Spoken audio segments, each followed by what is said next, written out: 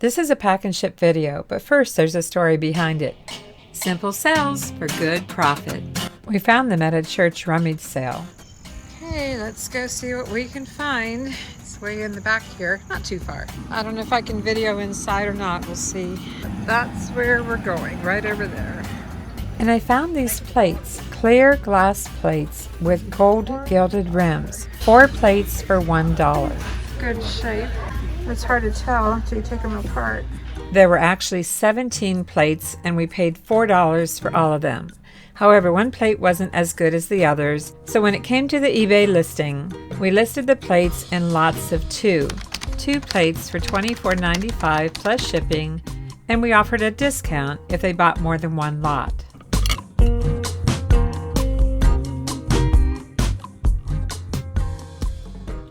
I have 16 of these dinner plates to pack. Yes, 16. I never thought when I set these up as 2-count lots that someone would actually buy all 8 lots or 16 plates. I thought they would just buy 4, but somebody bought all of these and they're going to California from Tennessee. The plates came to $199.60 plus shipping plus sales tax, and they got a discount for buying all of the lots. So they got $39.92 off. Total sale, including shipping and tax, $289.66. They are gilded on the rim. And we've taken a look at our box options. I'm going to have to pack 6 per box. It's going to be very heavy, probably a 25 to 30 pound box when it's all said and done. So I'm going to start with 6, see what I come up with, and go from there. Something I like to do is use styrofoam plates as separators, and I think these are going to work out pretty good. Let's test one. Yes, I think that's going to work, so I'll separate all of these by styrofoam plates. One on the bottom, then a plate, another styrofoam plate, a dinner plate. And one thing I'm checking for is to make sure that they're touching without much of a gap in between. If there's much of a gap, I'll add some bubble wrap here. I mean, no, it's pretty good.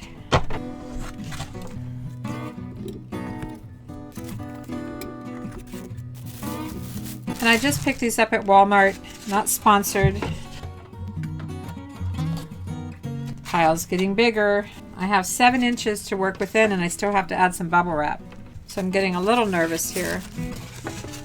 Let's take a measurement. All right, I'm only at 5, so far so good. Now, I want to tape all of these together, but I have to be very careful about this gilded rim that I don't get any tape on it. So, what am I going to do to make sure I don't get any tape on that? I have a couple of ideas.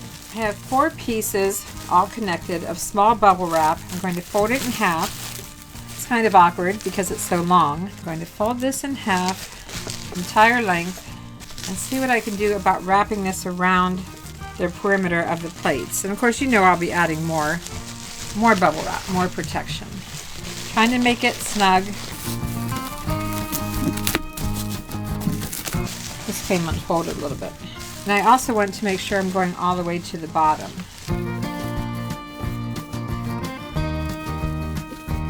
It's a little awkward to work with, but I'm getting it, and I'm pulling it fairly snug. And I'm going to tape it right here. Maybe in 2 places. Just using masking tape. Now I don't have to worry about the gold or gilded rim. We're going to need a long piece of tape. Take a long piece of masking tape on one side, pressing it in and making sure it goes to the curvature of the plate, making sure the plate is pressed in place, and then catching that bubble wrap. I'm catching a lot of other things too. And lift this up and tape it underneath. I'll show you in a minute here. I can tell it's not very neat on the bottom, but that's not the biggest concern. Let's do the opposite side again, starting with the plate, running it along the curve, making sure the plate is in place, taking this down and under. So it's attached to the styrofoam plate underneath. Again, making sure it's on the curve, making sure the plate's pressed down, lift up, and tape on the bottom. As you see, I do this in 4 places, making sure that I am not catching the plates, just the styrofoam. Not the dinner plates, just the styrofoam. Okay, that is a lot of weight. I wonder what 6 plates weigh before I even finish it. Over 8 pounds, 9 pounds already. USPS says I can go up to 35 pounds before I have to add the sticker that it's extra heavy. Now we need to bubble wrap this. I have 3 pieces of large 1/2-inch bubble wrap running this direction, and I'm going to add another 3 pieces running the opposite direction, trying to center it up here.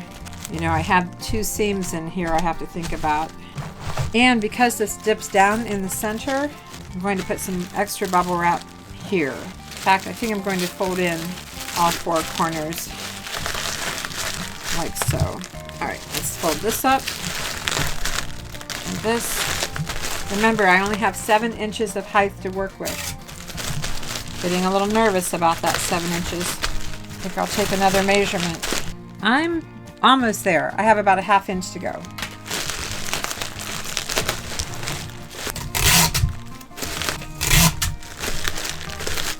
It's 11 inches square. I have to keep that in mind too.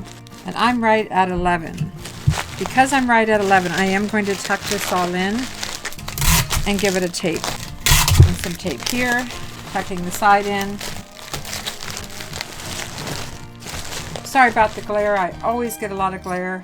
Let me try to turn off one light. I always get a lot of glare when I work with bubble wrap. And then I have this flap at the bottom, which, I mean, I guess I can tape it.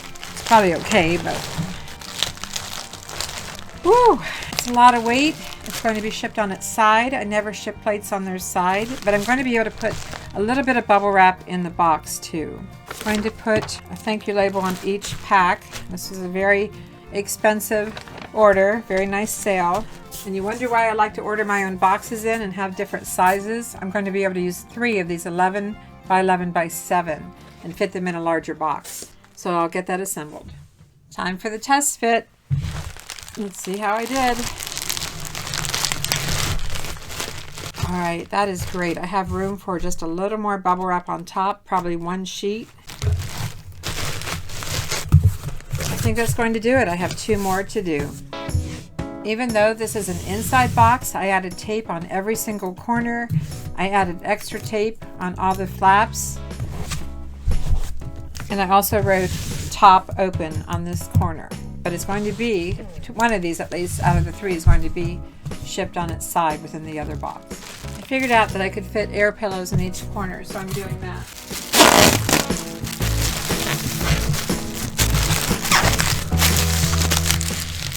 It's a tight fit, but I'm making it work. I had to open this first box back up, but that's okay. I'll get it taped back up. I actually have an extra plate. They ordered 16. I have 17. You know, we put them in lots of 2. So I'm going to include this extra plate, and I just put a little sticky note on here. It says extra. This is the last bundle.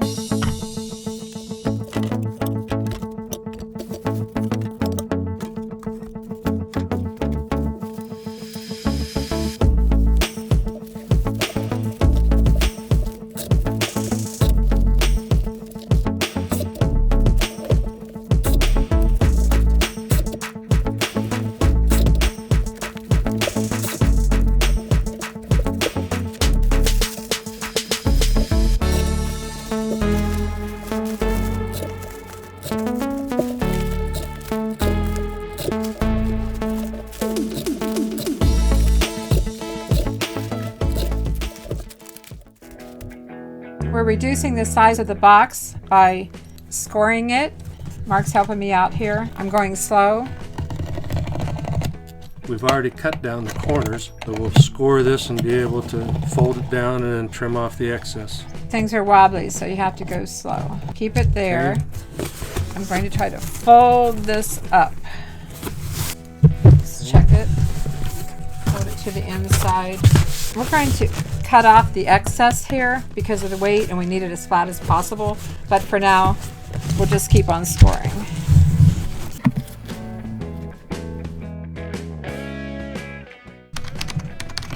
Again, very slowly.